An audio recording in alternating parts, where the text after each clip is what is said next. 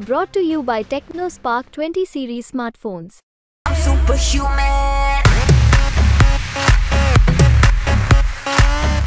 Seat कहीं फंस तो नहीं जाएगी?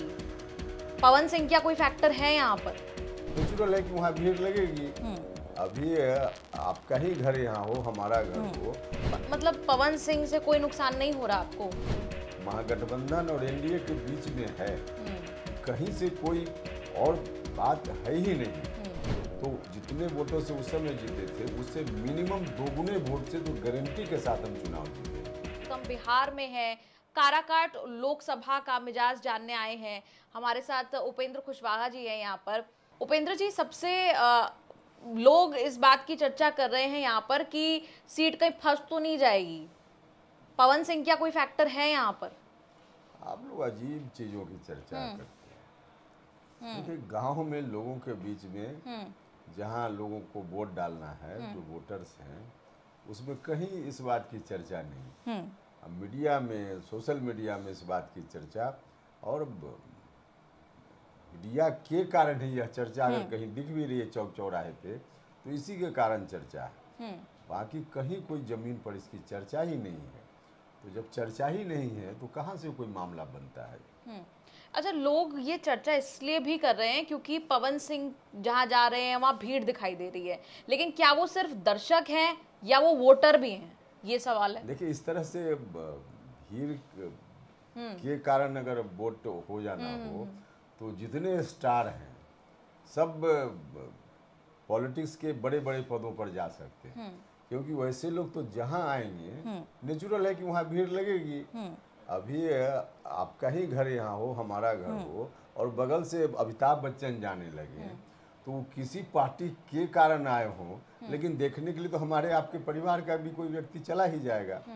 तो इसको जोड़ करके यह कहना कि वोट में तब्दील होगा नहीं होगा, इस विषय पर चर्चा भी हमको लगता है कि बहुत उचित नहीं। मतलब पवन सिंह से कोई नुकसान नहीं हो रहा आपको? हम स्पेसिफिक किसी कैंडिडेट का नाम नहीं ले रहे हैं। हमारा कहना है कि सिर्फ लड़ाई तो महागठबंधन और एनडीए के बीच में है, कि कहीं से कोई और बात है ही नहीं। बिल्कुल डायरेक्ट लड़ाई है। तो कितने वोटों से जीत रहे हैं फिर आप? देख, यह तो अंतिम रूप से 4 जून को पता चलेगा, लेकिन जितने वोटों से हम 2014 में जीते थे, हम 2014 की चर्चा इसलिए कर रहे हैं कि उस वक्त भी हम एनडीए में थे, अभी एनडीए में हैं। तो जितने वोटों से उस समय जीते थे उससे मिनिमम दोगुने वोट से तो गारंटी के साथ हम चुनाव जीतेंगे। इसमें कहीं कोई दिक्कत नहीं। चुनाव क्या एक तरफा है इस बार काराकाट? हाँ, बिल्कुल एक तरफा है। जो महागठबंधन का समीकरण है उसका वोट उनको मिलेगा, लेकिन उसमें भी 100% उस समीकरण का वोट भी उनको मिल जाए, यह भी नहीं। प्रधानमंत्री जी के नाम पर महागठबंधन में जो सोशल इक्वेशन है, वहाँ से भी बहुत सारे लोग हैं जो वोट देंगे प्रधानमंत्री जी के नाम पर, तो वहाँ से भी थोड़ा वोट आएगा। और वहाँ की जो समीकरण एनडीए का है, इतनी पार्टी है, 5 पार्टी है, इनका जो अपना समर्थन है, गांव-गांव में प्रधानमंत्री जी की लोकप्रियता है, उनके काम का असर है, बिहार के मुख्यमंत्री नीतीश कुमार जी के काम का असर है, और 2014 से लेकर 19 तक हमने भी लोगों की सेवा ईमानदारी से की है, उसका भी असर है। इसलिए एक तरफा जैसा तो है ही नहीं। लेकिन यहाँ पर काराकाट में आपके चेहरे पर ज्यादा वोट पड़ रहा है या मोदी जी के चेहरे पर वोट पड़ रहा है? ज्यादा कम की बात हम नहीं कर रहे हैं। प्रभाव क्या है ज्यादा? हम यह बता रहे, प्रधानमंत्री जी से अब हम तुलना करें कि उनके कारण ज्यादा, मेरे कारण ज्यादा, देखिए इसका मतलब नहीं है। तीनों बातों का प्रभाव होगा। प्रधानमंत्री जी के काम का भी असर है, उनका जो कद है, स्वाभाविक रूप से देश का मान सम्मान उन्होंने बढ़ाया है, गांव के गरीब लोगों के लिए भी बहुत कुछ काम किया है। लोगों को फ्री में राशन देना, फ्री में घर, लोगों का इलाज के लिए 5 लाख रुपया तक का इंतजाम इत्यादि। और माननीय मुख्यमंत्री नीतीश कुमार जी ने भी जो कुछ काम किया है, घर घर में बिजली पहुंचा दी। पहले 4 घंटा 5 घंटा बिजली भी गांव में रहे, इस बात के लोग तरसते थे, और 24-24 घंटा तक बिजली रहती है, तो उनका भी असर है। साथ ही हमने कहा कि 14 से 19 तक हम रहे भारत सरकार में, तो केंद्रीय विद्यालय हमने खुलवाया, केंद्रीय विद्यालय में बच्चों का नामांकन हमने करवाया। यहाँ डालमिया नगर का एक इशू है, उसको हमने पटरी पर ला दिया। तो बहुत सारा काम हमने भी किया है। तो तीनों बातों का असर है, प्रधानमंत्री जी का भी, मुख्यमंत्री जी का भी, और हमने जो ईमानदारी से लोगों की सेवा की है इसका भी। अच्छा, ये सवाल मैंने इसलिए पूछा क्योंकि पवन सिंह ने भी एक ऐसा बयान दे दिया कि प्रधानमंत्री मोदी के नाम पर कितनी बार जिताएंगे। अभी आपका विषय है, उस पर मेरी कोई बात नहीं। हमने कहा कि हमारे काम का, मुख्यमंत्री जी के काम का और प्रधानमंत्री जी के काम का, उनके चेहरा का, सब बातों का असर। अच्छा, चर्चा ये भी है कि भाजपा चाहती तो पवन सिंह को ना भी उतारती, यानी कि रोक भी सकती थी उन्हें। हमको इस बात का भी दुख लगता है कि बीजेपी को क्यों ब्लेम किया जा रहा है। बीजेपी को ब्लेम करना पूरे तौर पे गलत है, और भी कई मीडिया के साथियों ने हमसे सवाल किया है इस तरह का। बीजेपी को ब्लेम करना पूर्णतः गलत है। बाकी अब कोई व्यक्ति अगर बीजेपी का है और कहीं कुछ गड़बड़ कर रहा है, पार्टी के खिलाफ काम कर रहा है, यह देखना बीजेपी का विषय है।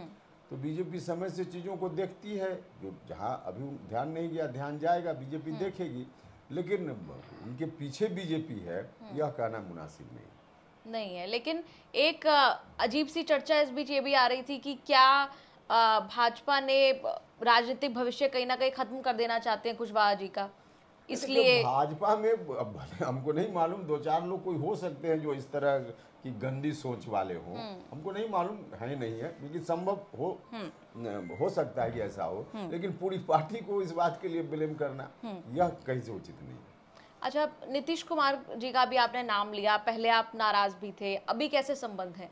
नहीं देखिए, नीतीश जी से व्यक्तिगत संबंध कभी हमारा खराब नहीं रहा। अच्छा। और पहले हम नाराज थे, जो बात उस वक्त हम बोलते थे उन बातों पर आज भी हम कायम हैं। हम अलग भी थे, जिस समय की चर्चा आप कर रही हैं उस वक्त भी हम लगातार कह रहे थे कि नीतीश जी ने अपने कार्यकाल में बहुत अच्छा काम किया है। डेवलपमेंट का मामला हो, बिहार को 2005 के पहले वाली जो स्थिति थी, खौफनाक मंजर उस समय था, उससे वापस लाने का मामला हो, इसमें मुख्यमंत्री जी ने बहुत अच्छा किया।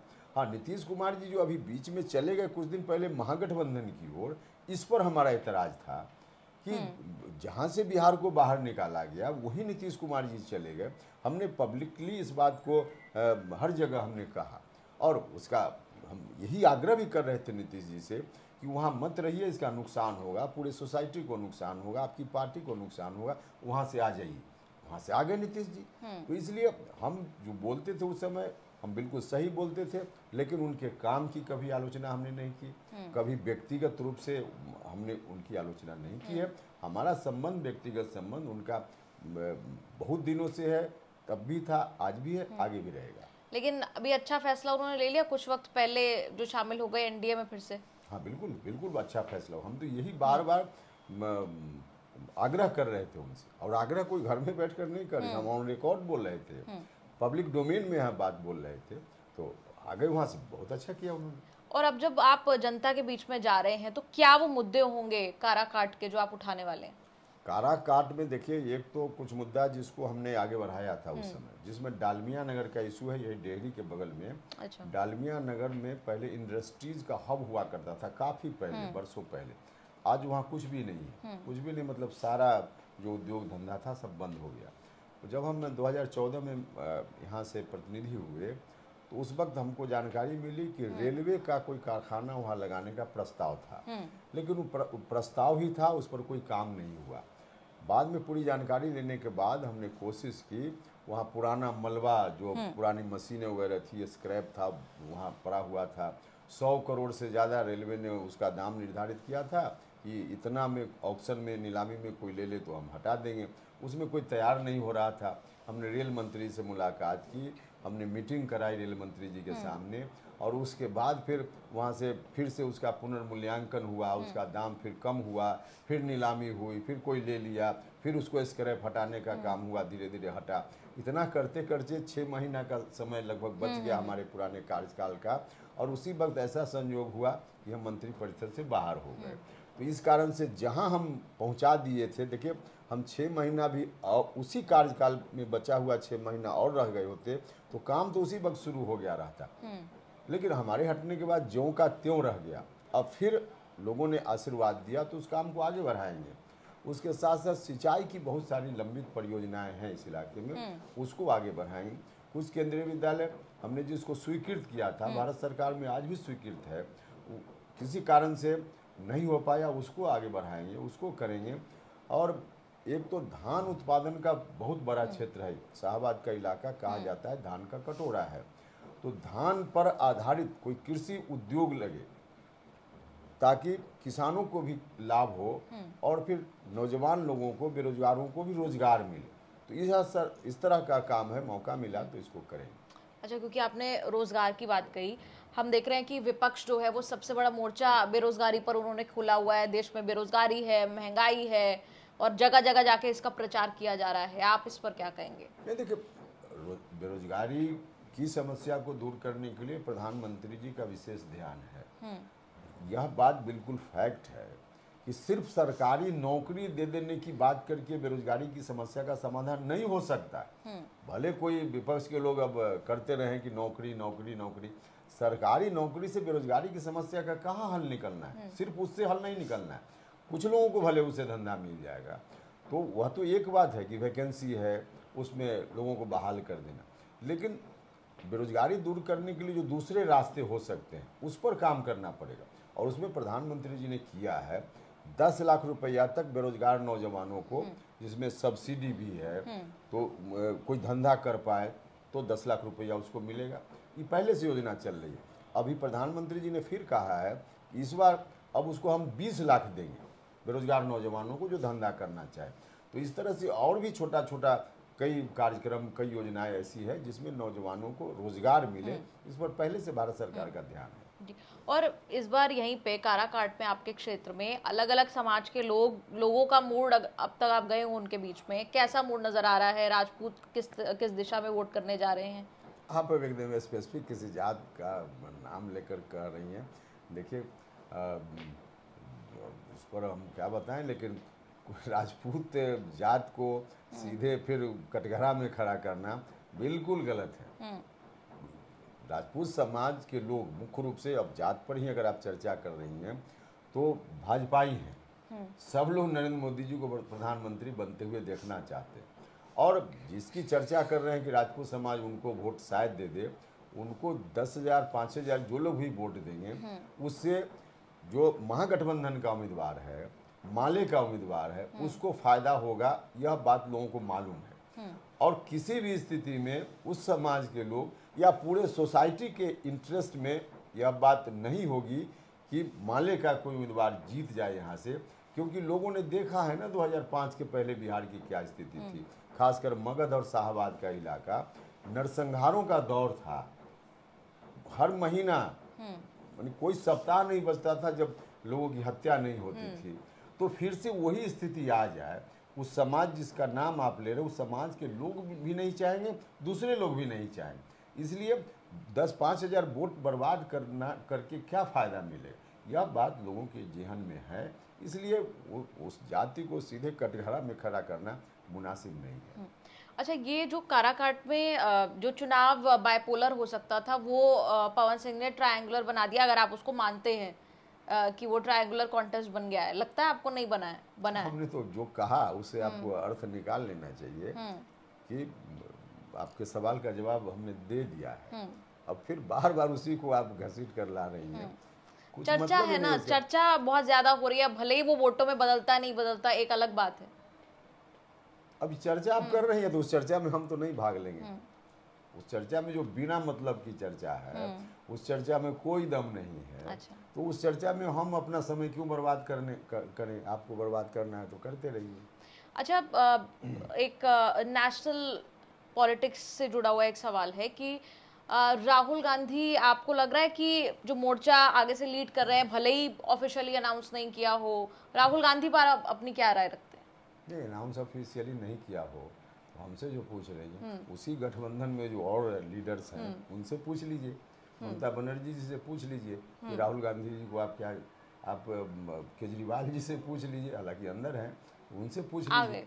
आगे ठीक है, तो उनसे, उन्हीं लोगों से पूछ लीजिए ना, पता चल जाएगा कि राहुल गांधी जी ऑफिशियल तो नहीं, अनऑफिशियल आप पूछ रहे हैं, तो नेता बन सकते हैं क्या? सब लोग मान लेंगे क्या? उन्हीं लोगों से पूछ लीजिए।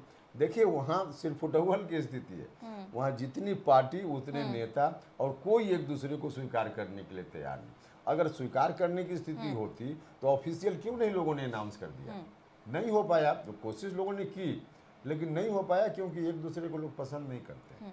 अच्छा, हम आखिरी सवाल है कि हम जहाँ जहाँ हम उत्तर प्रदेश में भी गए, अभी बिहार में हैं, तो वहाँ जब हम युवाओं से बात कर रहे हैं, खासतौर पर हम पटना में भी गए, पटना में आप जानते हैं कि युवा भारी संख्या में है, पढ़ते हैं यहाँ पर, तो वहाँ पर एक अंडरकरेंट जैसा दिखाई दिया कि रोजगार के मामले पे बहुत ज़्यादा विरोध सरकार का दिखाई दे रहा था।